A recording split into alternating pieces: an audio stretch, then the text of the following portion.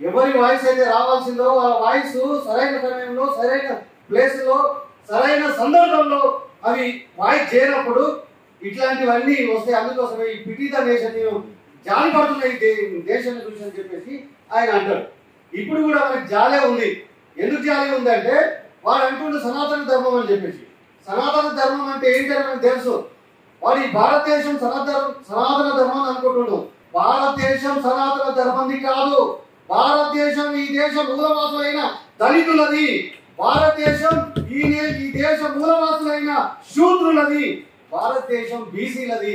భారతదేశం రెడ్లది, కమ్మలది, పెట్టుబడిదారులది, ఈ దేశ వాసుల్లో అయితే వాళ్ళందరిది.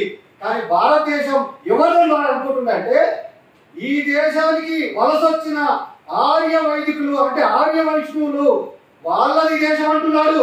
వైష్ణవుల మీద దాడి జరిగితే మా వైష్ణవుల మీదనే మనం మాట్లాడితే వాడు రెస్పాండ్ అవుతాడు. మిగతా ఈ దేశంలో ఎవరి మీద, ఎందుకంటే వాడి ధర్మం కోసం, వాడి ధర్మం అంటే ఆర్య వైష్ణవ ధర్మమే ఈ రోజు మన వాళ్ళ ధర్మం. ఈ శైవులది కూడా ఈ దేశం వాళ్ళదే. మిగతా దేవులందరిది కూడా ఈ దేశం వాళ్ళే.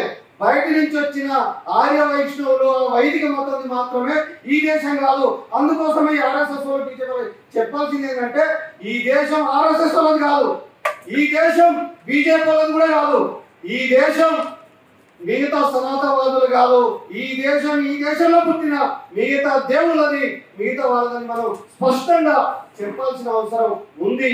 గతంలో జరిగిన కగారు జరిగితే మనం స్పందించకపోతే, లేకపోతే ఇంకోరి మీద స్పందించకపోతే, ఎంతైతే ఉద్యమం రావాల్సిందో అంత ఉద్యమం రాకపోతే మనం ఇట్లాంటివి జరుగుతూనే ఉంటాయి.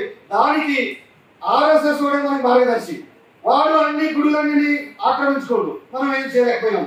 వాడు ఈ రోజు విద్యా సంస్థలలో వాడికి ఎటువంటి అర్హత లేకపోయినా వాడు ప్రొఫెసర్ పోస్ట్ ఇస్తున్నాడు. మరి దాని మీద మనం ఉద్యమం చేయలేకపోతున్నాం.